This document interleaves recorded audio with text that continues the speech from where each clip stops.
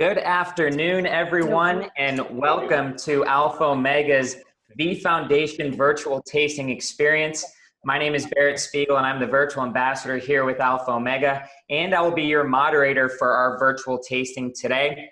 Before we get rocking and rolling, I would like to ask that you all keep your microphones on mute throughout the duration of our tasting today. We are going to communicate with you. We do want this to be interactive. You can submit all of your questions and your comments about the wines, about our food demonstration today in the chat box at the bottom of your Zoom meeting window. Also, if you're tuning in on Facebook Live, submit some questions and comments to the Facebook Live screen, and we'd love to answer them. We want this to be an open dialogue, and we want to interact with you all. We're so grateful to have you guys join in for this special virtual tasting. We're here to raise some money for cancer research. We've partnered with the V Foundation, a very special cause, a very special foundation for Alpha Omega. 25% of the proceeds of your virtual tasting package and any additional wine sales are going to be donated to the V Foundation to support cancer research. So it's time to enjoy some great wine. It's time to raise some money for cancer research. So thank you all for being here today. We've put together an incredible cast and crew to support this virtual tasting, and we've got some special guests from the V Foundation that are going to chime in a little bit. But I want to introduce you all to our Alpha Omega winemaker, Henrik Poulsen, Alpha Omega Master Sommelier Bob Bath, the 2011 Vintner Grant honorees for the V Foundation, Alpha Omega Vintners Robin and Michelle Baggett. Lastly, but not leastly, one of the best chefs in Napa Valley is joining us today. Chef Nash of Tre Vigne and Tre Posti is here with us, and he's got an amazing demonstration that we're going to do today. Chef Nash, what are we doing today? What are we going to offer these wonderful people? We are going to show everybody how to grill pizza at home and make fantastic grilled pizzas. Yeah, right on. Some amazing wine, a great food demonstration coming up. Some special guests are going to pop in. We're happy to have you all with us today. Before we get started with our first wine, we've got a quick 2-minute short inspirational clip that the V Foundation has put together to get us inspired for this wonderful cause. There are 3 things we all should do every day. We do this every day of our life. You're going to have, what a wonderful, number 1 is laugh. You should laugh every day. Number 2 is think. You should spend some time in thought. And number 3 is you should have your emotions moved to tears. Could be happiness or joy. But think about it. If you laugh, you think, and you cry, that's a full day. That's a heck of a day. You do that 7 days a week, you're going to have something special. I remember where I came from. It's so important to know where you are. And I know where I am right now. How do you go from where you are to where you want to be? And I think you have to have an enthusiasm for life. You have to have a dream, a goal. You have to be willing to work for it. I talked about my family. My family is so important. People think I have courage. The courage of my family is my wife, Pam, my 3 daughters here, Nicole, Jamie, Leanne, my mom, who is right here too.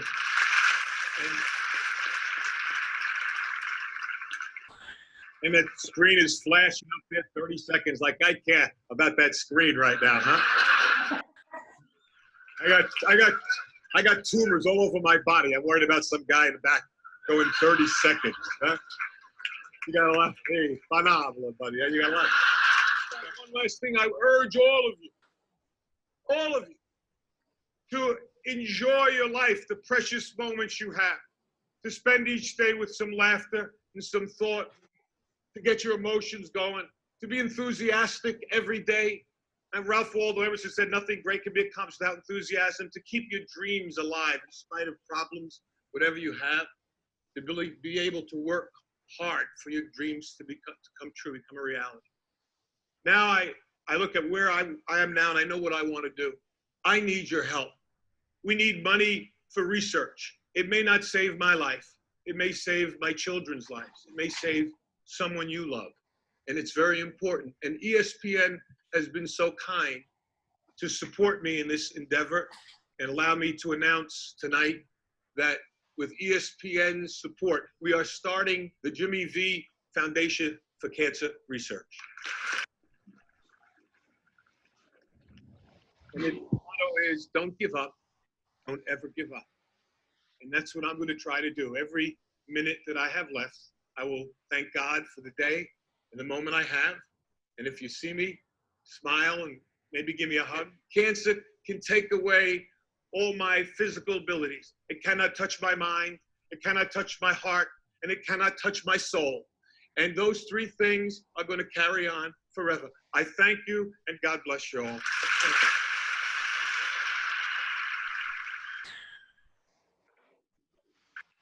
Wow, so incredible even to this day. What an amazing speech that was. We're thrilled to have you all joining us today to taste some great wines. We've got some amazing special guests that are going to be popping in here soon. I know you all are parched and ready to enjoy this flight. 4 delicious wines. Our Reserve Rosé we're going to start with. Henrik, Bob, tell us a little bit about this Reserve Rosé and why it is so delicious.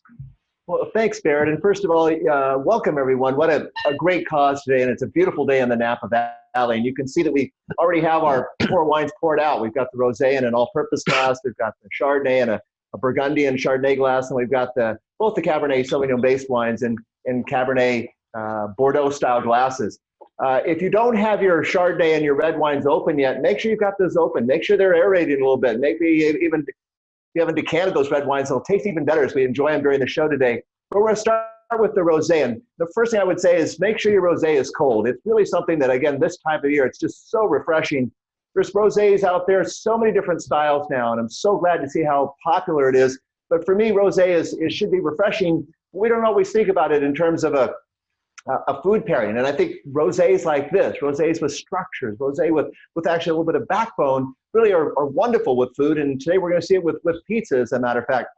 But when I smell this rosé, you always want that kind of fresh fruit. We're thinking of fresh strawberries, and we're thinking of even things like roses. We're thinking of really just the smells of summer, as a matter of fact, is what we've got here. But Henrik, we've got some different grapes involved here than most of the time you'll find in rosé, huh? Yes, absolutely. So there's a couple of different ways to make a rosé. Usually it's a blend of red and white wine. You can also do the saignée methods, which is bleeding off juice. Or you can do something that we have chosen to do at Alpha Omega Winery, a unique process. We actually go out early enough in harvest, bring in some unripe clusters that has all the qualities that we want in a rosé. So we want high acidity, we want low sugars, because we don't want a high alcohol rosé. So we get all the benefits of bringing in grapes early enough. And it's usually a byproduct that ends up on the ground when we clip up clusters. But for this specific program, we actually get the benefits of saving some grapes and making it into a hopefully enjoyable rosé. And I absolutely love it, because I think when I taste this wine, you're right, it's mouth-watering, isn't it, Henrik? It's got that bright acidity, those kind of bright tart strawberry flavors, and yet immediately I'm just thinking that this is the kind of rosé that is something that's going to be around for very long. I'm kind of amazed that we still have some of this rosé. As a matter of fact, this is a perfect time of year to have it, and perfect in an afternoon like this with this kind of food. Yeah, I always catch myself in saying, well, what's the personality of a rosé? Because for me, this wine actually drinks more like a light red wine. If you close your eyes when you smell it, when you taste it, I don't think you will pick it out as a rosé necessarily. And that's the goal that we have from the winemaking side, that we're aiming to create something that has this fresh acidity, that's sparkling personality, and I think this wine pairs so well with so many different dishes because of that freshness of fruit and that natural acidity in the wine.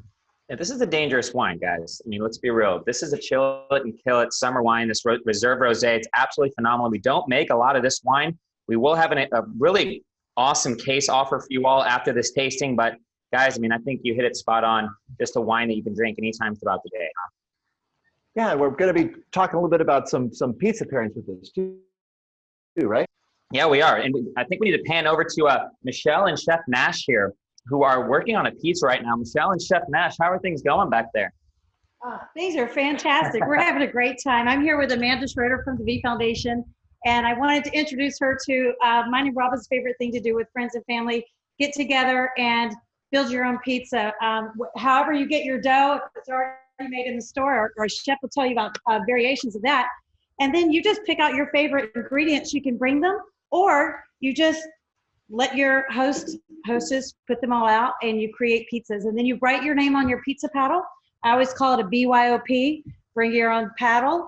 But you can also use cutting boards. Write your name on with a Sharpie on the board that you're working on. And then when it comes off the grill, the pizza oven, however you choose, whatever vessel to cook with, you can compete and see whose pizzas are the best. And I'm telling you, my director of communications, Kelly Carter, she's done this party with me, and she can bring a pizza. And it's so easy. It is easy, and it's fun. It's so much fun, and it goes great with wine. I usually start with the chard or rosé or white wines for building the pizzas, and when they come out the oven and you put them on a banquet table, then you just bring out the reds. And you can go online to our website, and you can find the whole ingredients from the chef and on making the pizza dough, a list of ingredients to have for your party, and also how to stage and build and craft your own pizza party. That is so great. Thank you, Rob and Michelle, so much for having us here and doing this, especially for our guests and for everyone out there. Thank you all for joining us. It's about the V-Wine celebration in Napa. We have a great time celebrating cures for cancer. And it's a new era for cancer research. And so we are here to support the V Foundation, as we have been for many years, and we feel very blessed, as my husband and I both have lost our moms to cancer. So, all right, let's have some fun. I'm going to win. Oh, we got Love it. So Barrett, talking a little bit about the type of pizza to go with this kind of rosé. Think about a margarita pizza, kind of that classic kind of tomato sauce and basil and mozzarella. But in this case, maybe throw a little prosciutto on, maybe a little bit of roasted garlic to pick up a little bit of that body that you've got in this full-bodied rosé here. And it's really kind of a fresh summertime pizza, but it's got a little bit of that saltiness from the prosciutto and a little bit of that flavor from that roasted garlic that really marries nicely with the strong flavors of this rosé. If the rosé lasts that long, I mean, you don't even need food with wine like this. You better have two, right? Yeah. You need a couple bottles. Again, we're going to offer this rosé to you all at an incredible pricing, on a case pricing after our virtual tasting. A lot of things going on here right now. We're loving it. Hope you all enjoying it. We've got some good comments. Carol Kelly says the rosé is amazing. Got a couple people that asked about the type of the blend of the rosé. 55% Cabernet Sauvignon, 45% Malbec. A lot going on, Henrik. I think you guys did a great job with this wine. Well, thank you. And I should include that these grapes comes from all over the Napa Valley. So Napa Valley, not to get too technical on it, but has 16 different sub-appellations. And we're sourcing from currently from 12 of those. Some of these grapes will come from one of the vineyards that we have up 1,600 feet on Atlas Peak. And a component is also coming from the Sunshine Valley vineyard, which is in Coombsville, in middle of Napa Valley. So we source from all over the place, and I think that gives the complexity in the wine. Absolutely. Absolutely. Well, delicious wine, great wine to get this start off. We've got 3 more amazing wines to get to with our flagship, the Era, to close off. But this Reserve Rosé is just a great starter wine in this flight. So well done, Henrik and your team. All right, we've got a special guest that we want to bring in right now from the V Foundation. Legendary figure skater, 1984 Olympic gold medalist, 4 consecutive world champions back in the early 80s. Bringing in Scott Hamilton today. Scott, welcome. Hey, thank you. It's great to be here. And what a beautiful setting. My goodness, it looks absolutely stunning there. Where I am here in Nashville, it is about 200 degrees outside with 300% humidity.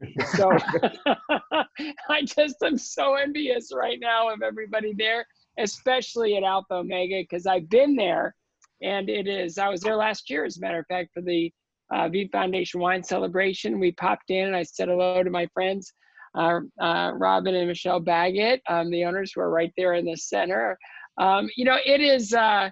It's great to have remarkable friends like the Baggetts, because everything they do is the highest of quality. everything Robin did with the Warriors and beautiful building, the Oracle Center. And I mean, it's just, you know, it's just really great to see them put all of their efforts into building a destination in the Napa Valley that is of the highest quality, and where they look after people and are craftsmen at the highest level. So I'm just so proud of them. And I never would have met them had I not had cancer myself. That's a longer story.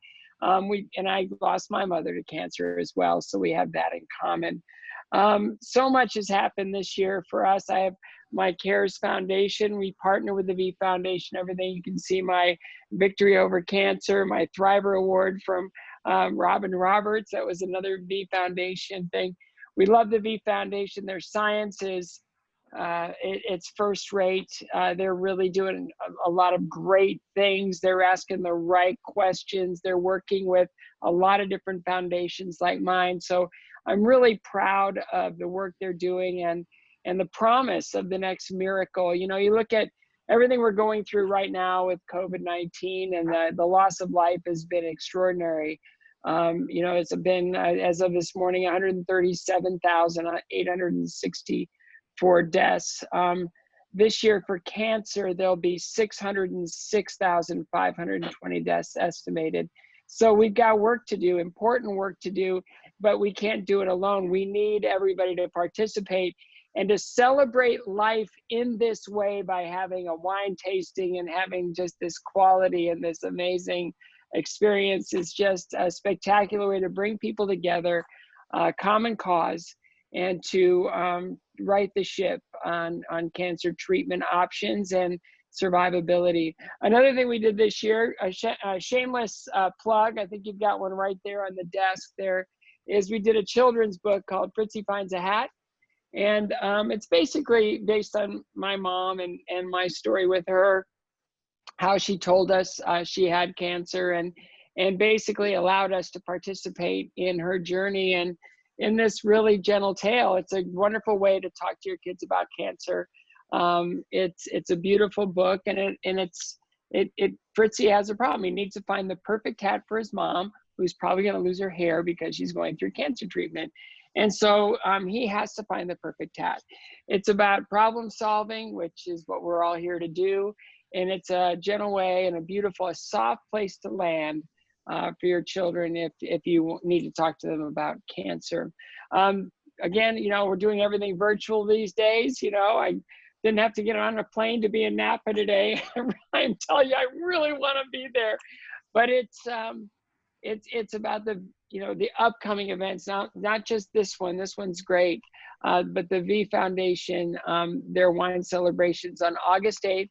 It's a virtual event, and you know, with a partner like ESPN, you know, it's going to be slick, you know, it's going to be well produced, and you know, they're going to be able to raise a lot of money like they did last year. It was just extraordinary how much they're allowed. They can bring people together like we are today, celebrate life like we are today, and wine and all the things that just give our lives, you know, joy. And you know, I hope everybody participates in that day as well as this day, because you know, they are truly making a difference. And with all the focus being elsewhere, we really need to allow people to understand that just because we're in this really unique time in our history doesn't mean that cancer's gone away. It hasn't. And we really need to, you know, keep our heads down, do the work, and save lives, and honor those that have lost their battles to cancer as well. So I'm thrilled to be here. Thanks for having me. Rob and Michelle, thank you for including me in this incredible day. And man, my mouth is watering for those pizzas and those delicious wines. And I'm just so grateful for the opportunity to be here. Thank you so much. Thank you, Scott. Yeah. Thank you, Scott. Yeah, cheers to you, Scott. Cheers to you. Appreciate it. You know, champion on the ice, of course, but I mean, surviving multiple bouts with cancer, Scott Hamilton, legendary. Really appreciate you and your words. And Robin and Michelle, your relationship with Scott has been great over the years. So, Scott, really appreciate that. We're tasting wines for you. We wish you could be here, but we're glad you're well and safe where you are. We've got a quick Robin and Michelle. We got Julia Maples wants to say hello and thank you for for all you do on the V Foundation. She's tuning in on Facebook Live. But Julia, cheers to you. Or excuse me, Julie, cheers to you. This Reserve Rosé was absolutely phenomenal. But we're going to keep it going. We're getting whiffs of pizza here. Nash, you just brought a pizza right next to me. It smelled like it smells amazing over there. We hope you guys are enjoying the pizza demonstration and maybe making some pizzas at home. As we get into our next wine, we're just going to keep elevating the game. Henrik, Bob, our Reserve Chardonnay, one of the best Chardonnays we make here at Alpha Omega. This is the 2017 Reserve Chardonnay. Henrik, let's talk a little bit about this wine, what makes it so special, and maybe dive into the winemaking a little bit. Yeah, absolutely. So I often hear people when they visit Alpha Omega, they say, I usually don't care for Chardonnay, but I actually love yours. And I take that as a huge compliment, because I think what we're trying to strive for here is a certain style of Chardonnay that isn't necessarily an oak bomb or butter overly buttery.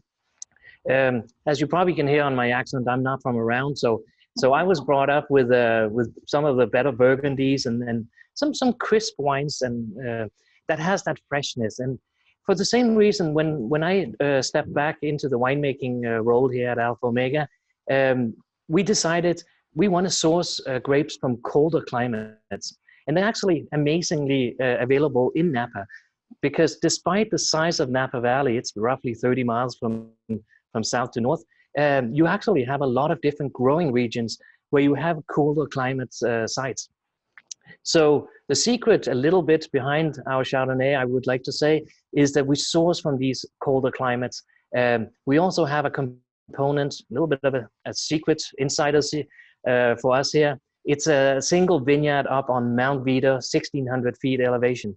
And I think the combination of the colder climate plus this high elevation, plus a lot of different Chardonnay clones, that combined with 100% French oak barrels, not necessarily new, but from different regions of France. I think that's the secret in the recipe for us here. Bob, what do you think about this Chardonnay? I mean, Chardonnay, I feel like is kind of making, somewhat of a, not that it needed to make a comeback, but I feel like people are underestimating the power of Chardonnay, and we're making some incredible Chardonnays here at Alpha Omega. Well, and I think you're right, and I think Henrik really touched on it too, because I think Chardonnay is really a function of two things. First of all, great vineyards, but also careful winemaking. And I think Chardonnay reflects both of those dramatically. And when you smell this kind of wine, and you see this broader glass that we have here, so you can really smell the aromas, I start to smell really everything from just roasted corn, as a matter of fact, just some wonderful pear and apple fruits, and of course a little bit of that smokiness also from the oak. But I smell a concentration, and I think that to me, when I hear the word reserve so often, I'm wondering, what is reserve? What makes it a reserve wine? Is it going to age longer? And I think that's the other thing about Chardonnay, is that Chardonnay is very enjoyable in its youth, but it can age too. And I think something like this is going to improve that much over time, isn't it, Henrik? Yeah, hopefully. I mean, that's some of the techniques that we're playing around with on the winemaking team is actually a combination of oxidative style versus a reductive style. And those two are they're actually opposite sides of fermentation. So I think by implementing that kind of style during fermentation, also the gentle application of French oak, I think that all ties into to a fresher style of Chardonnay. And I think that we have really dialed in on is actually the use of French oak on this. So instead of using the regular size barrels that we use for, say, Cabernet Sauvignon or any of our red wines, we actually go into a double-sized barrels strictly for our Chardonnay. And I think that gives it a supple influence of oak, and it also helps us a little bit with softening the tannins in a white wine. And Henrik, I kind of agree. When I'm tasting this wine, I'm tasting fruit. I'm tasting bright lemony fruit. It's got this wonderful richness to it, but it's balanced. It's not heavy, in other words, on my palate. And I'm thinking that in terms of pizza here, what we talked a little bit about was something that maybe fresh vegetables. This time of year, we have so many wonderful vegetables coming in, and the pizza we were thinking about here had tomatoes. We were thinking of squash. We were thinking of roasted corn and even a little bit of scallions. and then maybe a little bit of kind of a pesto base, and maybe a little fontina cheese to really kind of create a little bit more body in the pizza itself. And I think with Nash, when we're talking about a grilled pizza, we're actually going to have kind of that natural kind of smoky flavor in the pizza itself, which reflects kind of the smokiness in the wine. Is there an advantage to smoky pizza, though? You know, I think that anytime that you're introducing real fire into your cooking, it just adds another element of flavor. You know, it's like the difference between grilling a steak or doing it in the pan. Of course, 9 times out of 10, we're going to choose straight off the grill. And the same goes true for pizza as well, Bob. I'd love that in terms of that, because maybe even some pine nuts on that also. In other words, so often when I'm pairing food and wine, I'm thinking, what's in the wine? What can I have in the food that kind of mimics it? And then that really kind of that bridge between the two of those complementary flavors, to me, so often brings kind of a harmony in your mouth when you're tasting the food and the wine together. And I couldn't agree more. I think it's always about the perfect match between wine and food. It's, of course, as a winemaker, I would love to for the wine to take center stage, but I also realize that there's not a happy marriage if there's a disbalance. So I think your suggestion here, Bob, on the pizzas is spot on. Love it. I mean, this wine is absolutely delicious. It's also like liquid gold. I mean, you know, and I always say this, I don't need food with this wine. I mean, I'll just drink it by itself and it's still dangerously good. Our Reserve Chardonnay, the 2017, absolutely phenomenal wine. We've got we're going to keep it going. We've got 2 unbelievable red wines here that we want to taste. But first, we've got another special guest from the V Foundation that is chiming in that we're going to bring in here for a quick second. She is a distinguished professor. She's the former chair of the Department of Immunology at the University of Pittsburgh, former president of the American Association of Immunologists, and her research has led to multiple tumor antigens and the development of potential cancer vaccines. Streaming in right now, we have Dr. Olya Finn. Olya, how are you doing? I had to unmute myself. I'm doing. This is very hard for me to do. I'm never mute. Right? Welcome. So all of these things that you said about me, thank you very much, are great. But my real claim to fame is that I'm Michelle's and Robin's great friend. And I'm really grateful that they invited me to join this wonderful event and to bring my date, Seth Finn here, my husband. We have come to Napa every August now for many years. I've been on the scientific review board for at least 15 years. And we met Michelle and Robin when they bid on the very first time that we offered our guest house in Italy, in Tuscany. And they were our very first guests. And the most wonderful thing was, not only was there great chemistry between us, and I think Michelle will confirm that, but the intimacy was built right away, because what they were doing on this 1-week stay with us was looking for a place to get married in Tuscany. Not having found a really good place, they decided to get married in the States, but the following year they came and spent a week with us as part of their honeymoon. So this was a beginning of a very wonderful friendship. And I'm really, really angry at the coronavirus this year, because with all of us being as busy as we are, this one weekend in August was not only a chance to do something for the V Foundation, but also to spend some time with them. And this is good. We can see each other. I just wish Zoom would have stretch and sniff so we can smell some of that pizza. But the other thing is that, I want to thank them also for these wonderful wines that the two of us are going to take some time to finish. And I want to thank you all for suggestions for what we should use as pairings to taste these wines. But I thought they were so special that they would require a homemade dish. So I made my wine biscuits, my Serbian wine biscuits. Make sure that it's Serbian biscuits. Serbian wine is not that good, but these are outstanding wine biscuits. So we are enjoying them, and I wish I could share them with you as well. Now, Scott mentioned also that we're in the midst of this amazing pandemic, and that the humanity is surprised because we haven't had a pandemic in a very long time. In fact, the second half of last century, more people died of things other than infectious disease. We thought we had basically dealt with plague and smallpox and polio, and then this coronavirus came. And it surprised us, and it changed many plans, including this fantastic V Foundation fundraiser that we are so interested every year to be at and to raise some money for the foundation. But I want to put things into perspective. Scott mentioned some numbers. So right now, today, because I checked with the WHO, today we have 14.1 million people infected with the virus and close to 600,000 deaths.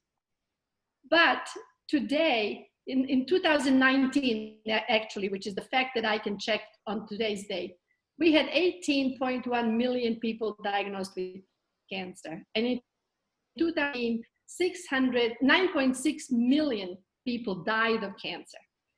The two are horrible pandemics, but the difference is that next year, this time, we're going to all be together in Napa. And there will be 0 cases of COVID. We'll get the vaccine. Hundreds of trials are now already going on and work on the vaccines. But there still will be 18 million people this year and next year diagnosed with cancer, and 6 million people will die. 1 in 8 men and 1 in 6 women get diagnosed during their lifetime with cancer. And of those who are diagnosed, 1 in 5 men die, 1 in 6 women die. So this has been an ongoing pandemic because this is a worldwide problem. And we have been, and I say we because I've been in cancer research for the last 30 years, we have been on the front lines of this pandemic with the same sort of intensity that people are now working on the coronavirus. But coronavirus is only a virus, but cancer is cancer. Nobody will ever say, oh, it's only cancer. But I can easily say, oh, it's only a virus. We'll get a vaccine, we'll get it done. So we have a much bigger problem that with cancer that we now have with the coronavirus, because we will solve the coronavirus problem. But the problem in cancer is something that we have to incrementally make small success after small success, small step after small step to finally get there. And I have to say, the V Foundation is supporting all cancer research. I'm an immunologist, but they're geneticists, they're molecular biologists, they're biological engineers. There are all sorts of people who are applying to the V Foundation because it does take everybody to work together on this problem, every science, and then every donor together to get this problem solved.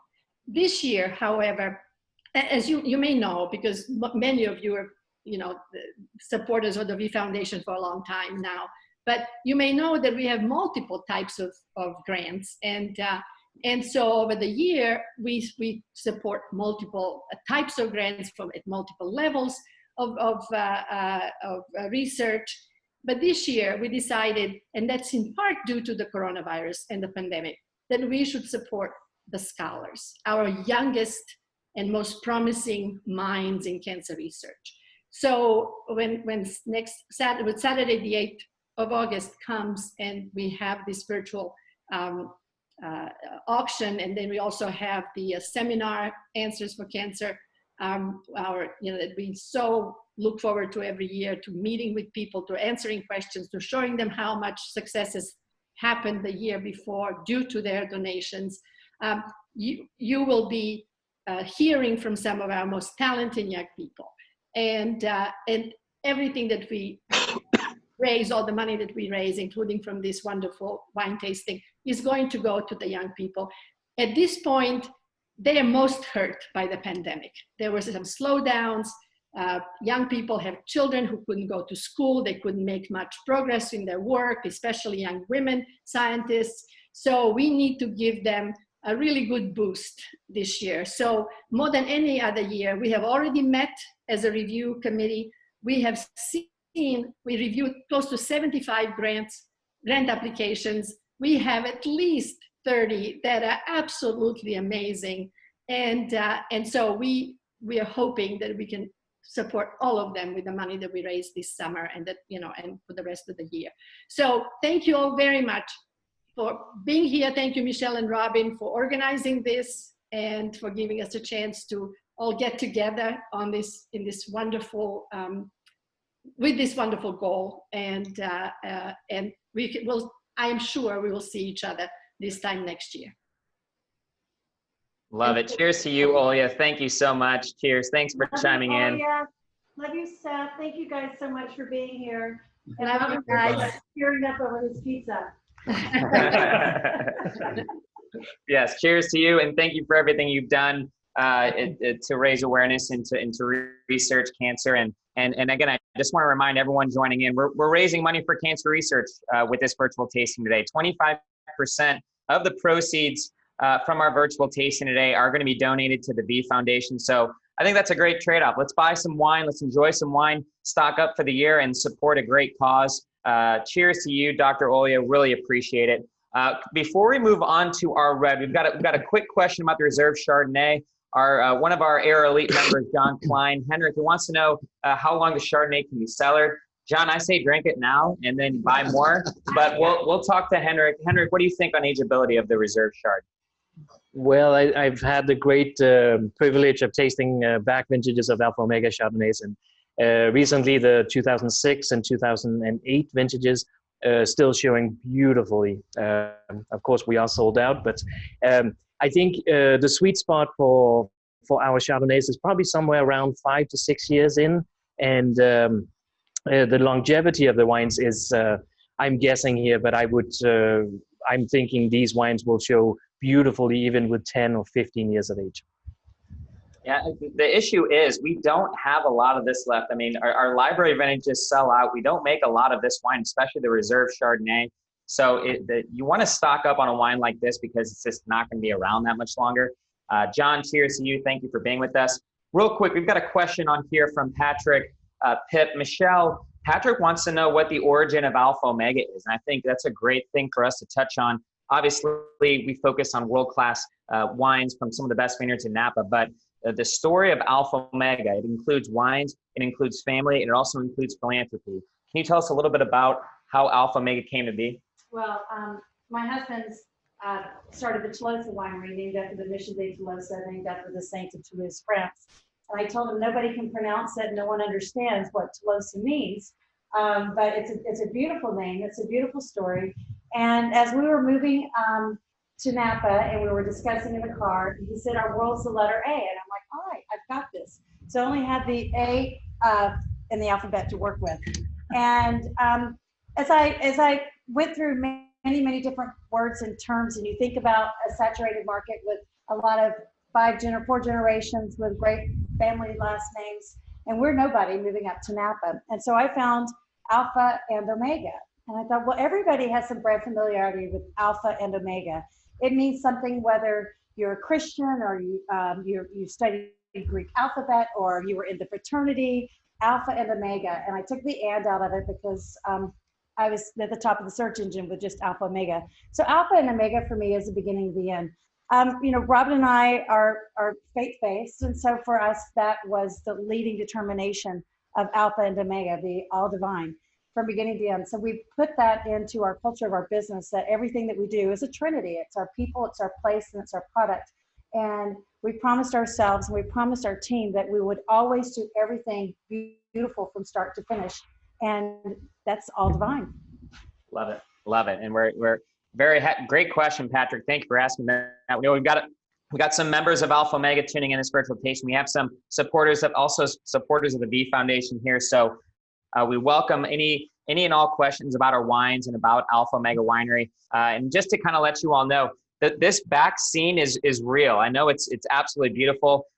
We're overlooking, through the vineyards. This is all real. We're overlooking Pritchard Hill here back in our back barrel building crush pad at Alpha Omega Wineries up in Rutherford, just off the 29 on the western side of Rutherford. So Michelle, thank you for sharing that. Gentlemen, we've got another delicious wine, and you know, I don't want to say it because the reality is our Reserve Rosé, our Chardonnays, and our Sauvignon Blanc is absolutely delicious. But we make some of the best Cabernet Sauvignon in Napa Valley. And let's get right in. We've got two delicious reds to taste here. This is our 2017 Cabernet Sauvignon. Henrik, let's talk a little bit about fruit sourcing, because the key with Alpha Omega is the quality of the fruit that we are able to get. Definitely so. I mean, no matter how much I would like to take credit for it, I think it all comes back to the raw material, and those are grapes. So having the privilege of having my own vineyard team on site, led by our vineyard manager, Joel Antonio, that always gives me, or already gives me, an advantage that other wineries may not have. And then, of course, also the commitment from vintners, Robin and Michelle Baggett, of saying, go out there, source the best grapes you can find. Some of the most iconic vineyards in Napa, we actually source grapes from there. So I think it makes my job a little bit easier. And of course, dedication, passion comes into play as well. So yeah, I like to always say there's no right and wrong in this business. There's just personal perception. And the style that we are shooting for at Alpha Omega is maybe a little bit less overripe. We want a little bit more natural acidity in the wines. We're not afraid of tannins in the wines, because we know that over time those tannins will mellow down and kind of give structure and complexity to the wines. So I feel privileged being able to work with some of these fruit sources, and like I mentioned earlier, we have the great fortune of being able to source from 12 of the 16 sub-appellations in Napa. So just like a chef Nash, I feel like I'm a chef in a kitchen. I have a lot of different ingredients to put together in the blends. Love it. You know, and our vendors, Robin and Michelle, we only want to make the best wine here in Napa Valley. So where we get our fruit from, Bob, I mean, you can go down the list of some of the single vineyard Cabernet Sauvignons that we produce. But this 2017 Cab has a variety of different vineyards blended together. And then Henrik, you and your team with your barrel fermentation process, and these wines are so drinkable at a young age. Bob, what are your thoughts on this 2017 Cabernet Sauvignon? Well, let's be honest. Cabernet Sauvignon is one of the most planted red grapes in the world. And I know I've said this before. If I'm a Cabernet Sauvignon grape, I want to be right here in the Napa Valley. This is where you have the ideal combination of climate, soil, and really kind of talent in terms of interpreting a grape that arguably makes great wine, some of the great wines of the world. And so what Henrik is talking about is exactly right. The great raw products, raw materials, but each of these products are so unique, whether you're in the valley floor, whether you're on a hillside, whether you're on a mountaintop, whether you're in the cooler part of the valley or the warmer part of the valley. All this bringing together of these different vineyards and sources is really how you build complexity. And that's immediate. When I smell this wine, I start to smell complexity. There's red fruits, there's plenty of dark fruits, but there's again just that backbone and that structure of Cabernet Sauvignon that says, I'm here now and I'm going to be around for a while. Yeah, and I'll top it up to Barrett's points about the barrel fermentation, because that is probably one of the most unique features that we do here at Alpha Omega. So barrel fermentation, it's very simple, and in short version of it is we actually used French oak barrels. We stand them on their heads, we pop off the rims, take out the heads and seal them back up with the rims, and then use them as small wooden fermenters. What that does to the process of fermentation is it implements the oak and the tannin levels at a very, very early stage in the wine. And normally when people are talking about tannins, they assume that it's something astringent, it's something that is bitter in the wine, and it can be. But with different fermentation temperatures and with our access to so many different sources of grapes, we can actually build structure and complexity into the wine at a very early stage. So it is a super labor-intensive process, because as you probably can imagine, a small French oak barrel doesn't hold a lot of grapes, and once everything is pressed off, the final wine or liquid that comes out of this is so minuscule versus a stainless steel tank where you can put in a lot of tonnage. So, but we do it for one purpose only: quality.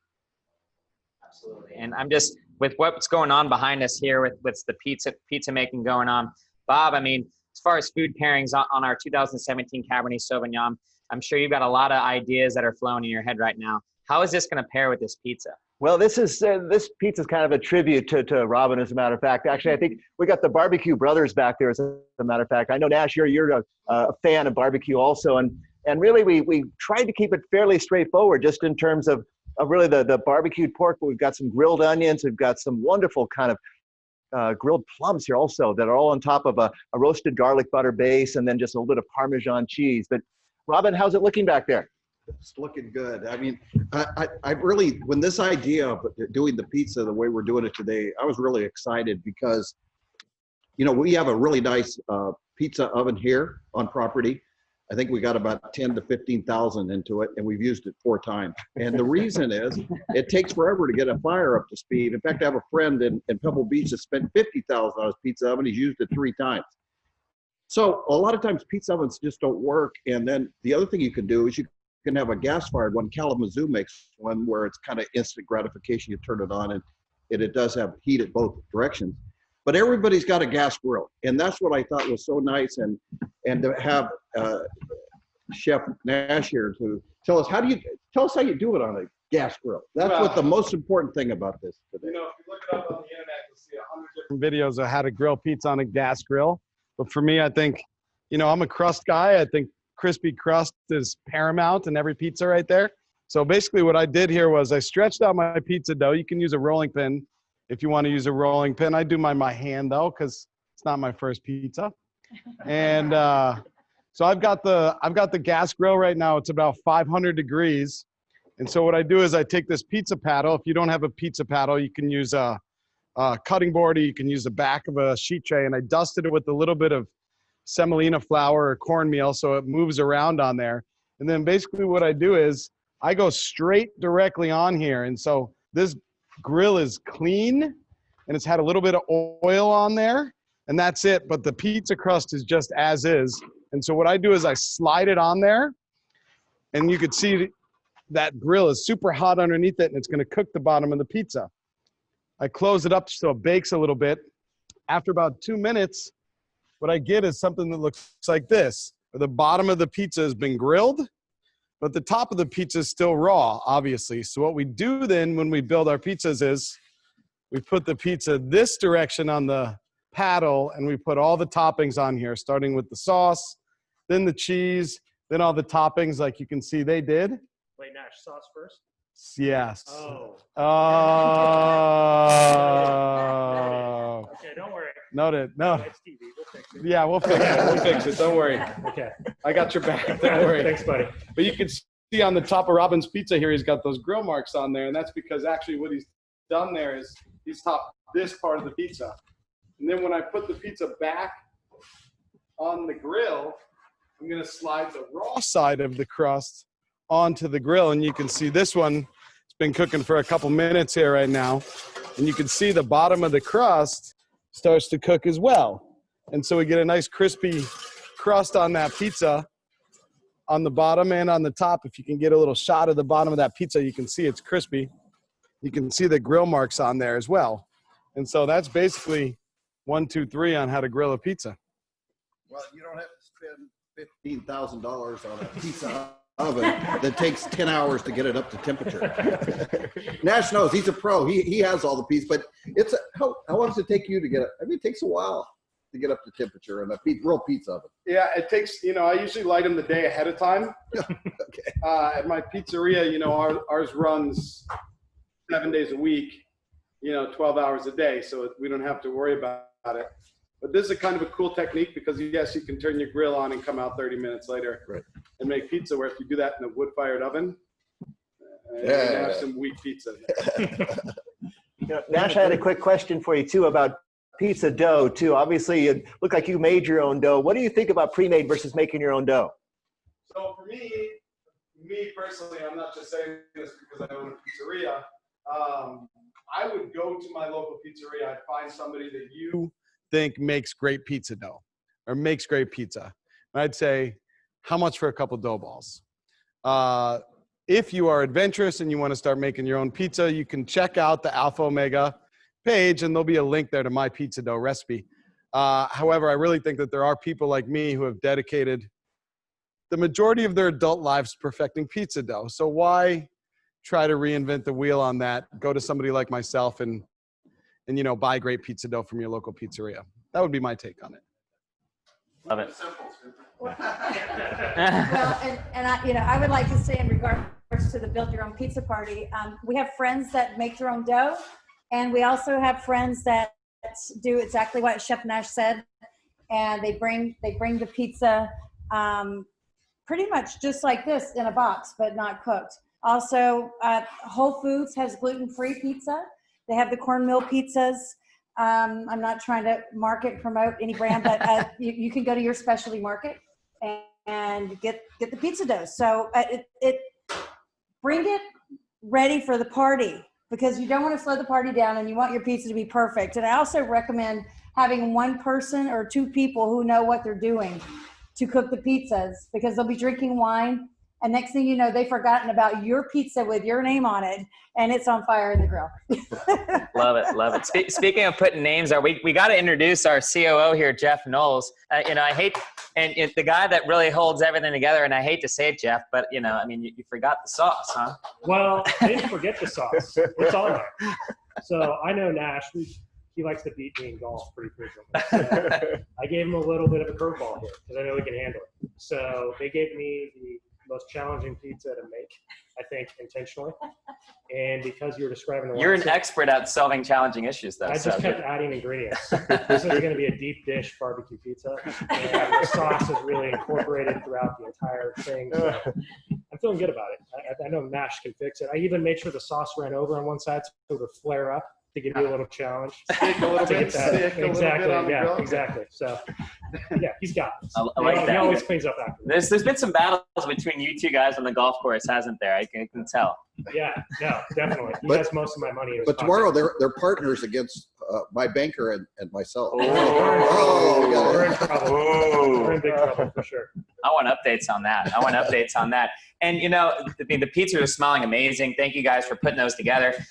You know, we should touch a little bit on you know, at Alpha Omega, Baggett Barbecue is a legendary thing at Alpha Omega. We've done a virtual tasting about a month ago where we featured Baggett Barbecue. And Robin, let's talk a little bit about Baggett Barbecue and what makes that so special. And maybe we can focus on kind of the relief efforts back in 2017 with Baggett Barbecue. Yeah, if I could back up just a little, because I got a little nostalgic, because Scott Hamilton, we met at Sherwood Country Club, and there at Sherwood Country Club was also one of my best friends, Sterling Ball, with the Ernie Ball Company. Yeah. Well, he's the guy that got us into barbecue, and he's won more per event. He's won more grand champions than any other barbecue competitor ever. And so that's the kind of the Sherwood Country Club connection. And Michelle didn't even tell the rest of it, a part of her story, because we came up with the name Alpha Omega after the third mojito at Sherwood's swimming pool after a round of golf. That's the end of the story, by the way. So yeah, we love barbecue, low and slow, and that's what indirect heat, and it's usually the cuts of either pork or beef or whatever that aren't the ones that you would buy. It's not filet mignon. You're not going to smoke filet mignon. So you're smoking spare ribs, you know, country ribs, all types of different ribs. And then of course, brisket, chicken. And it just, when you cook slow and indirect heat, it just adds tons of flavor. And, you know, so I owe a lot of thanks to Sherwood and Sterling Ball for doing. I have a sickness now. I have somewhere around in excess of 30 different smokers. That's sick. I know, but anyway, we love to cook. And thankfully we had those, because I wanted to answer the other question. Some of our cookers are pretty large, and we do a lot of what we got into was doing it for charity.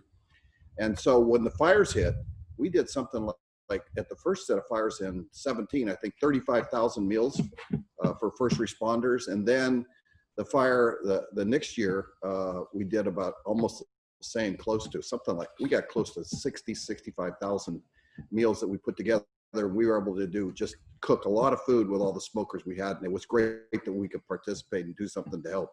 And we fed them well, trust us. But they got their protein.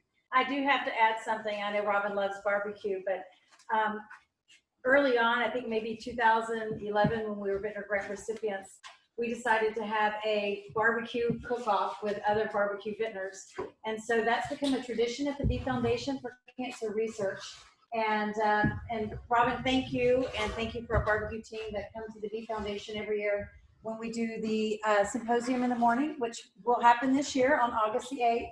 In the morning, they'll have the cancer symposium where you'll get to meet our research scientists, our advisory board for the V Foundation. And it usually follows up with a great party and a great Baggett Ranch barbecue. So Robin, thank you for always being there for the V Foundation and bringing your barbecue to the table for this event. Yeah, absolutely. Any excuse to barbecue, give it to me. I'll be up at 5 o'clock in the morning. I'm good with it. That's good. You'll be the first one here. You know, at our Baggett Barbecue virtual tasting we did about a month ago. Robin, you were here at what, 5 in the morning, 4 in the morning? Yeah. First one here. Love it, love it. We're so lucky to have great vintners like Robin and Michelle, and Baggett Barbecue. The relief efforts in the Napa fires a few years back were absolutely legendary. So cheers to you guys. It all starts at the top, and we're lucky to have you as our vintners. Guys, you know, this 2017 is absolutely phenomenal. Love this wine. Drinkable, young, barrel fermentation process, Henrik. But ability to lay down in the cellar. Henrik, what are you thinking as far as a cellar time with this wine? Well, so when you as a winemaker sign off on a blend after spending many hours on the final blend, once the cork is in that bottle, you go back to the bottle, you taste it, and then you cross your fingers and hope that it's going to be approachable and meet your expectations. With the 17 vintage, I found myself at a little bit of a turn in the road, because I thought initially that there was a lot of tannins and structure in the wine, but as these wines are coming around, they've been in bottle for approximately 1 year now.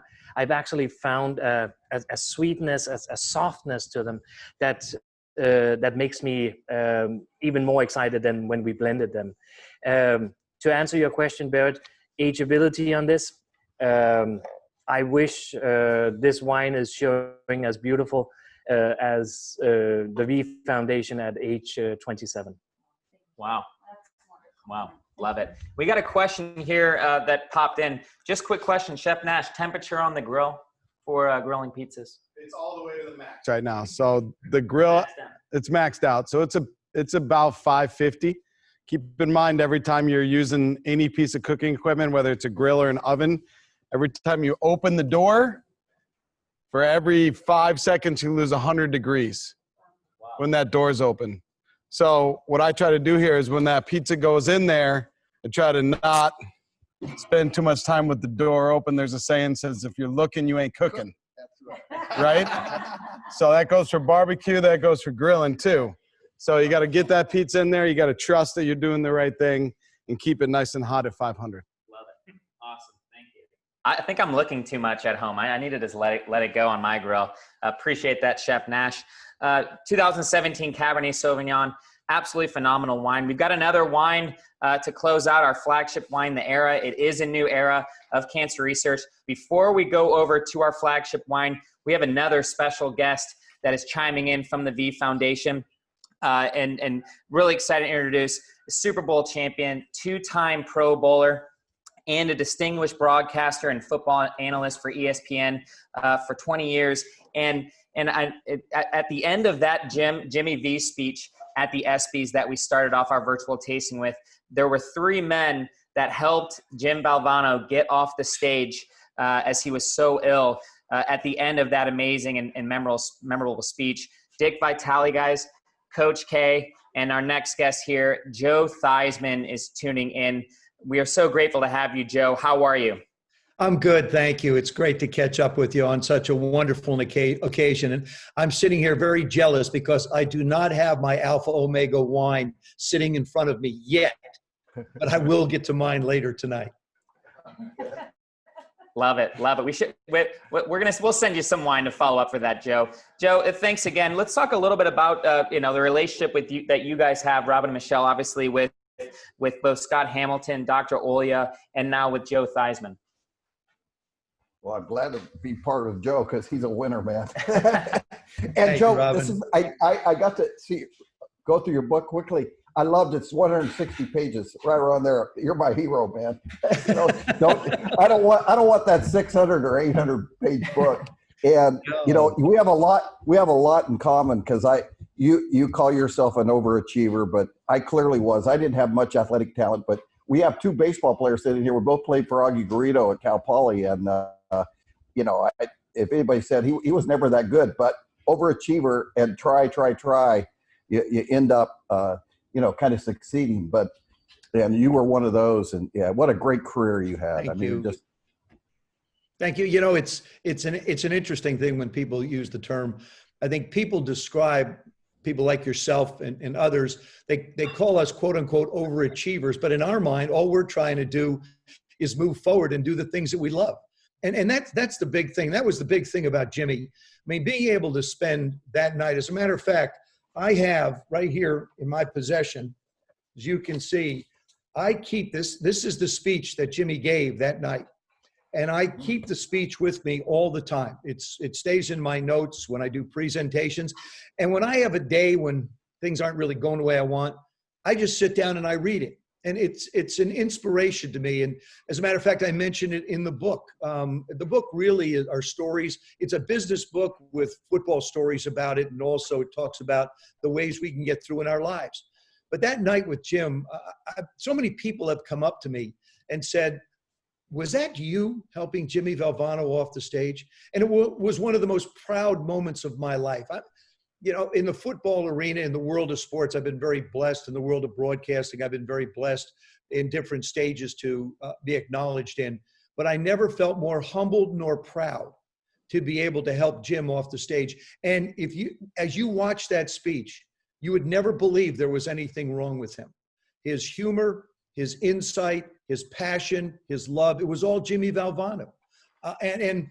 Jim was a friend. Like I go all the way back when I was a kid growing up in South River, New Jersey. And Jim Valvano was a guard at Rutgers University. New Brunswick and South River were 15 minutes apart.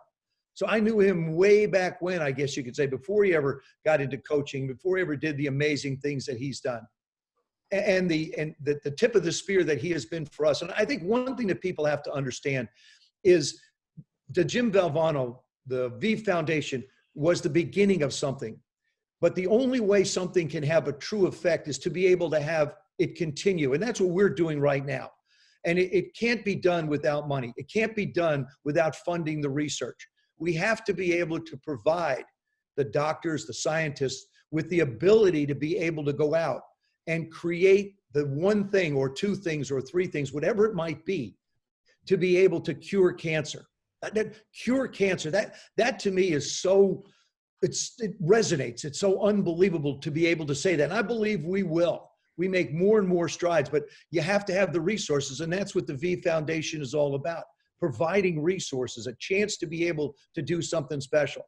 Now, for so many people out there, maybe cancer hasn't touched your life in any way, maybe a friend or a relative, it hasn't been there.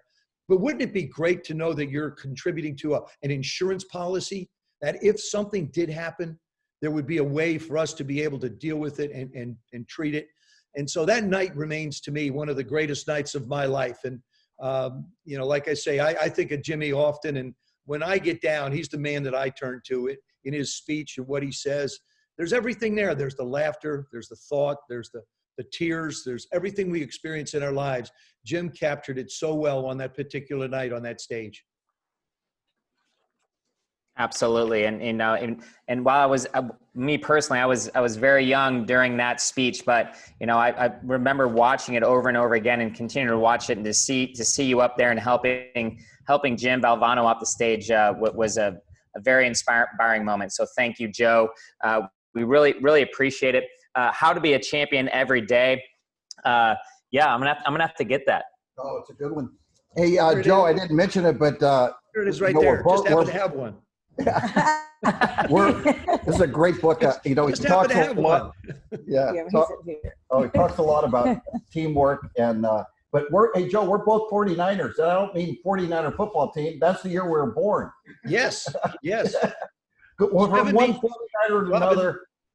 70's the new 50. Except I'm a little older than you, Joe. I already turned 71 in January. Oh, well, you nipped me by a little bit, but hey, I'm you know, it really is. It's a funny thing, and it's really, how old do you feel? I mean, that's the whole thing. Is age is irrelative as far as I'm concerned. You take care of yourself, and how old do you feel? You sit down, you have a little alpha omega, get your heart going, make yourself feel good, and off you go into the next phase of life and the next phase of the day you want to deal with. So for me, it's exciting to be able to get up every day and figure out what's going on in this crazy world. I hope everybody stays safe out there. I mean, we got to certain points in our lives here in the last 3, 4, 5 months by doing the right thing. And now we have to continue to do that, because this too shall pass. And we won't be back to what people would deem normal, but we will be back to something that will give us our lives back in a perspective that we've had a chance to look back at who we are, who we want to be. Like Jimmy said, where we want to go, what we want to do, and who we want to be. This is our chance to be able to reflect on that during this pandemic. I want to echo one thing you said, Joe. I hadn't thought about it before, but your idea of this being your contribution to the V is like an insurance policy. Very well thought, and that's a good thought, and that's exactly right. Is because you never know, someone may be impacted someday, and that you've given and helped, you know, come up with something that could let a life live longer. Our V Cancer Research Scientists, our advisory board, they're so supportive. If you have a question, you have a challenge, you can find a lot of answers through our August the 8th, Saturday morning conference with our cancer research scientists, our doctors. And it also gives you leads and opportunities to connect with these people who can help you, your loved one, your friend. And that's what's so great about the symposium in the morning, is the opportunity to ask the questions of these doctors, and they will redirect you to the doctor that is the professional and that type of cancer. And that's what the V Foundation does. It's helping the entire community in the world who are challenged or have people in their life that are challenged with cancers, and they just want answer, and they want the leading cutting edge technology. And that's that. Joe, we're so grateful that you joined us. Thank you. One other thing too, Michelle, is that part of the proceeds from the book will also go to the V Foundation. Oh, thank you. And that's just, you know, I live here in Memphis, Tennessee, and of course St. Jude is here, and they do a lot of pediatric cancer research. Part of the book goes to them. Part of the book goes to the V Foundation. Part of the profits that'll be made from the book. You know, I guess there was a time in my life when I was a me person. I wanted to see how many things I could get for myself. But after I was hurt, you know, I had this epiphany that really the reason why we're put on this earth is to serve others. And if there's something that we can do to help someone else, to help relieve the pain of a family, something we can do to make someone's life better, that's why we do what we do. And I appreciate the opportunity to be in association with the V Foundation, do all the things that we do. And I thank you for all the things that you do, because I know it is an endless stream of effort to go forward, to be able to put on a virtual conversation like we're having. Or I would love to pay to see the barbecue pizzas versus the bank and Robin tomorrow. That would be a heck of a match on TV. I think we could probably get a pretty good audience for that one. Love it. Love it. Hey, Joe, thank you so much. We got a cheers to you for being here. Really appreciate that. Definitely gonna get that new book and check it out. Proceeds to the V Foundation. Also want to remind you all joining in, you know, what we're doing at Alpha Omega is we're going to use our delicious wines as a tool to raise money for V Foundation and the fight against cancer. So again, 25% of the proceeds from this virtual tasting and additional wines that you purchase after the tasting, we're going to donate back to the V Foundation. So get some great wine and donate some money to a great cause. And again, the insurance policy concept, it hits home, definitely. Joe, cheers to you. Thank you again. And we hope to see you out here in Napa Valley sometime soon. Thank you. Take care. Real quick, everyone, before we get started on our last wine, our flagship wine, the Era, want to jump over to Chef Nash and check out what's going on with the final product here. Chef, oh, wow. Wow. Oh, we are pulling pizzas off the grill here right now. One of the coolest things about this concept. And this is why I was so excited when Michelle came to ask me to come and do this. This is something you can really do at your house when you're entertaining, and you can do like what I did, and you can get those pizza shells grilled off and ready to go, and then invite your friends over and everyone makes their own pizza, and you can really go quickly through a really fun experience for a lot of your guests without having to labor over, time. So great idea, Michelle. Community meal. You can work on it with your friends that are joining in and drink some great wine as well. You show them how to do it. Do you do one and you say, okay, and then you step back and you drink wine for the rest of the night and let them do all the hard work for you, right? So you get out of cooking dinner at the same time. Thank you, Chef. Thank you. Yeah, thank you, One Chef. of the greatest chefs of Italian food, just not pizza, but I mean, and besides Italian food, you've done beautiful dinners and meals for us here at the winery for very special events. And we're just so grateful and blessed that you're here with us. Thank you. Cheers. Cheers to you, Chef. Pizzeria Trevigne, Napa Valley, Trey Posti in Napa Valley. And, I might have to say it. We want to get the update on the round of golf tomorrow, Chef, with you and the boss, and see how that goes. Cheers to you. Thank you again. Tough act to follow, guys, but I mean, we've got our flagship wine, one of the best wines that we make, if not the best. And there's a reason why we selected this wine for this flight, because the name just goes perfectly with the V Foundation and raising money for cancer research. It is a new era in cancer research and raising money for this amazing cause. And we're going to pair it with our best wine, our flagship wine, Henrik, the Era 2017. Let's dive into it. I mean, it's a phenomenal wine. What makes it such an incredible wine? I have no answer for that. This is our expression of simply finding the best barrels out there from the best vineyards, blending them hopefully in the right proportions, and then coming up with something that is outstanding. I was thrilled to see that we included this wine. It's not anything that we share that often, but for this good cause, I was thrilled to see us actually throwing it in there. So super limited production, strictly selected barrel fermentation, the best of the best. This is our expression of how a proprietary wine should taste if you pulled out all the stops. And to kind of, the reality is, Bob, the fruit that is in this wine is the top fruit that you can get out of Napa Valley. We have our single vineyard program where we're sourcing from some of the best vineyards in Napa Valley, a lot of backstopper vineyards, the Tokalan, the Dr. Crane.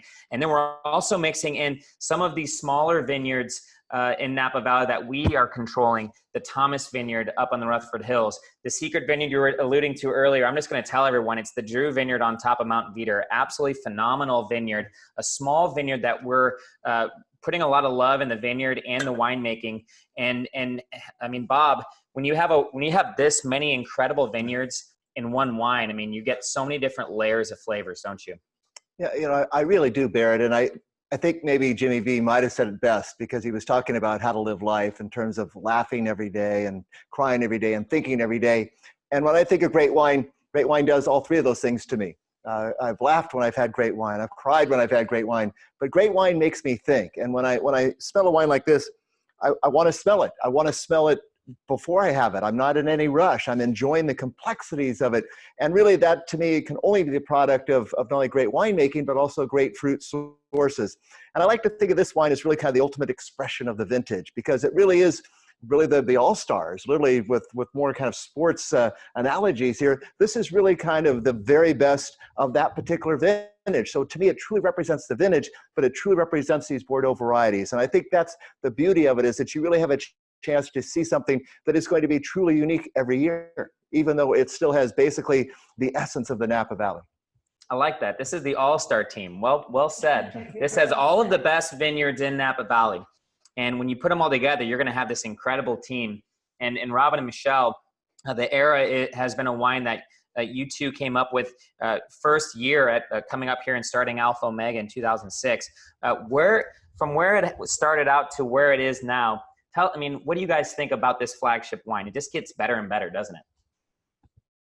Well, I'll just say, and I had some 06 the other day. I couldn't believe how great it was. So it ages too. We're talking about aging. And I know some of you are concerned that since Joe and I are 49ers and we're up in the 70s now, we want to drink it now. You know, how long, much longer. But it does age well. I mean, Henrik, have you probably tasted some of the era recently too, some of the older vintages. How have they turned out? Well, it's I think they age magnificently because of this natural acidity that we always have in the wines, and that is no accident. It's very deliberate that once we go out, we sit down with the blends, we want them to shine, and we're not afraid of letting vintage shine through as well. So just like an all-star team, if you're using the same players for like 20 seasons consecutively, I don't think you have an all-star team. So you need to adapt to the team every year. We do the same with adapting to a vintage. Well, for me, it's really about terroir and growing up in the South and making mud pies in the rain and tasting them. I've always loved to taste the soil. And I literally, if you think winemakers are crazy because they're tasting the soil, it's granite. Really, are you tasting all of these flavor profiles of minerals? And I can taste, that's my taste bud. I can taste the terroir, and what era is an expression of the many wonderful variations of sand and soil and rocks and geography within the Napa Valley. And that's what's fun. People are like, well, it's all Napa Valley wine. Well, go on a Taste the Dirt tour and tasting with me, and I will share with you that you can get a lot of different complexities of minerality in the soil, tasting it in the dirt, or you can just be a little bit more luxurious and taste it in the wine. Yeah, one thing I wanted to add, and first of all, I don't make wine. I tried it. I wasn't very good at it at all. Anyway, but our winemakers, I got a kudos because this is 17 and it's tasting great now. So we talk about ageability, but our winemakers make wine that's approachable almost immediately. I mean, we sell a lot of this just out of the barrel. And I've never had, in my experience way back when I started, did you want to take wine out of a barrel? It's kind of like, really? You know, it wasn't very good. But our winemakers, they do a fabulous job. Yeah, out of the barrel, it's almost like a finished wine. Well, and I think you're so right. When you look at wine, I think a lot of people thought, well, this wine has to be like this to turn into this. And it isn't that way. I think what we learned through great winemaking, great vineyards, is that really a balanced wine stays a balanced wine, and then an out of balance wine doesn't necessarily become a balanced wine. So there isn't this magic transformation. Sure, the wine changes, but I just love the fact that you can drink them young and you can drink them older now, because that wasn't always the case. I think we thought we had to have that much tannin. When we look at the winemaking techniques, when we look at barrel fermentation, when we look at really the complexities of these different vineyards, that to me is what's creating balance in these wines. And that's one reason why they taste better and why they continue to get better. So it's really the best of both worlds. Love it. Love it. And real quick, Henrik, got a question here from Larry, one of our Air Elite members. Cheers to you, Larry. Hope you're well. Larry wants to know what vineyards are contribute to the Era 2017. As an Air Elite member, Larry gets all 8 of our single vineyard Cabernets from all over Napa Valley. And then with the Era, you take some of the best of those vineyards and put them together. And this 17 vintage also has a little bit of another variety, right? Yeah, so I have to specifically look at my notes to pinpoint it today, but as always, the usual suspects. So there's quite a lot of Tokelon from Backstoffer into this. We have a couple of new vineyards coming on that we started sourcing from in 2017. We added a drop of those in there. Those are probably down the line going to be single vineyard Cabernet Sauvignons. The component that Barrett is referring to is actually a tiny bit of Malbec. Malbec is something that gives fruitiness to the wines, and it's one of we call them the 5 noble Bordeaux varietals. And for us, it gives fruitiness. It also gives a lot of color to the wine. So in 2017, we felt that the right blend actually contained a little bit of Malbec. So again, we don't do any recipe winemaking, as I call it. So there's no set things in stone here. Any blend can change, and we often revise the blends multiple times throughout the blending process. Love it. And just a kind of a quick follow-up question from Trevor here. Trevor asked if we do the era every year, if we do a vintage of era every year. Maybe are there some vintages where you determine that it doesn't meet the muster or doesn't meet the aura of the era? The reality is we're in Napa Valley and we're getting incredible vintages every year. You know, it's not like champagne, Trevor. But Henrik, I mean, we do produce this wine every year, but to your point of kind of adding maybe some different varieties, and you don't have a set recipe on this wine every year. Typically it's going to be Cabernet Sauvignon, but you're going to switch it up and try to make the best wine possible, right? Yeah, absolutely. And then again, there's no recipe on this wine. So production actually fluctuates quite a bit. We can have blessed vintages like the current sale of 2018, which is one of the best vintages of Napa ever. We were able, and we were lucky enough, fortunate, I should say, to be able to produce a tiny bit more era than in other vintages. But again, it boils down to what do we have on hand, and just like anything in a kitchen, winemaking can also go wrong. So there can be some barrels that simply one year doesn't meet the criteria that we're looking for, and those will be disclassified and not used in the blend. So I can't give you a straight answer on the production level, but we've been fortunate, I should say, to be able to produce or make the era since the first vintage of 2006. But here's the problem with the era, if there is any problem at all. It doesn't last long. It sells out. So, I mean, 750s of any library vintages of this wine are just gone. So this is a wine you want to stock up on. And Robin, to your point, I mean, the 06 vintage, it's still alive and well. If you've got some of that in your cellar, looking at you, John Klein, I mean, the 06 era is still evolving and it's still a delicious wine.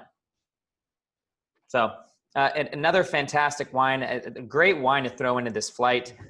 Henrik, cheers to you and your team for making such a delicious wine. 2017 might seem young to a lot of people, but I mean, now's the time to drink the good wine, in my opinion, and this wine is absolutely delicious. Hope you all enjoyed this flagship wine. And this flight of wines in general, I mean, we've done these virtual tastings. We've done several of these over the last 4 months, and we keep putting together these incredible flights. The Reserve Rosé 2019, the Reserve Chardonnay, our Cabernet Sauvignon, and then our flagship, the Era. Bob, I mean, what do you think about this flight, the food pairings, the flight in general? I mean, well, I want to talk a little bit, Barrett, about the pairing with this, because I was really inspired, because I've always felt that you match complexity in the dish with complexity in the wine. We got plenty of complexity in the wine here. So I kind of went crazy a little bit with the pizza. And we started with a marinara base, and then we had some mozzarella and some pecorino romano cheese, and we did some really kind of oregano flavored sausage. But then we put with roasted red peppers, and we went with mushrooms and olives. And it was really to me, the tour de force though was a little bit of the grilled figs, because there's a little bit of kind of a fig character in this also. And to me, that's kind of what you find, again, just something within the wine that you maybe find in the food also. And it just, to me, it's a lot of food, but there's a lot happening in this wine. And I think these are the kind of wines, and tasting some wines now from the 90s and at 20, 25 years of age, this wine really has that kind of aging capability, because we're seeing that in the Napa Valley. And this is really the last box that we're checking. You know, we've made great wine, I think, now for a while, but the ageability becomes, I think, really the stage that you want to be on to compete with the great wines of the world, and we're doing that. Love it, love it. Thank you, guys. Absolutely delicious. And I hope you all enjoyed this flight of wines, and to finish off with the Era, absolutely a pleasure. Robin and Michelle, you know, thank you so much for putting this together. Would you like to say a few words to our guests in closing of our virtual tasting today? Well, we had a very special closing. The V Foundation had asked us to host this year the opening event on Thursday, and with singer-songwriter Andy Graham. Oh, you're over there. We're still learning the camera angles here. So Andy Grammer is going to join us here on Zoom and sing a beautiful song for us. We're so sorry we didn't get to host the opening event. We're just sorry that we are not all able to love and hug each other and care for each other, but we're still grateful that we have the ability and the opportunity to support the V Foundation for Cancer Research that has supported so many millions of people, families. It blows my mind how amazing this organization is. This organization also has all of the administration fees are underwrote. So all of the money that's raised for the V Foundation for Cancer Research, 100% of it goes to cancer research. Olya, I love you. And we've been in Italy several times at their place, and it'll be in the middle of the night. I'm a night owl, and I'll see her in her area office typing in Panzano. And I'm like, what are you doing? She goes, I'm writing grants. And I said, but you're always writing grants. You need time to mentor students. You need time to be the scientist. And she goes, but I can do all of that. And I can use my night when everyone's asleep to write grants to get funds for cancer research. And so, Olya, I love you. Thank you so much for all that you give and all that you are. And every one of our people that are first responders, nurses, doctors, scientists, thank you so much for all that you do to save lives, and we're so grateful. And Andy Grammer has a really fun song for us, and we're going to switch over to Andy. Robin, you got anything to say? Go. Go Bees! Hello, Andy Grammer here. Just want to start out with a shout out to Robin and Michelle Baggett. I look forward to seeing you in person. My story, I lost my mother about 11 years ago to breast cancer. So this cause hits really close to my heart. And I've worked with a lot of different people around raising money for breast cancer. And I sincerely have to say that the V Foundation is at the top of the list. They are a class act. So if you have the means, please, let's donate. Let's come together. Let's find a cure.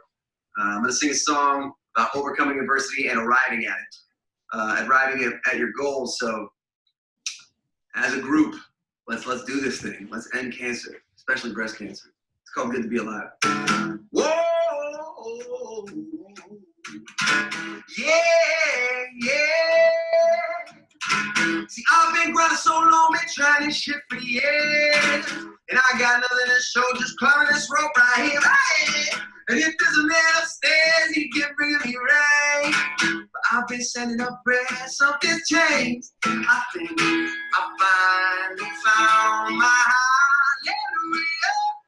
I've been waiting for this moment all my life now. My dreams have come true. I've been waiting for this moment. It's good to be alive right about now. Woo! Good to be alive right about now. Good to be alive right about now. Yo, hallelujah. Let that baseline move you. Say yeah.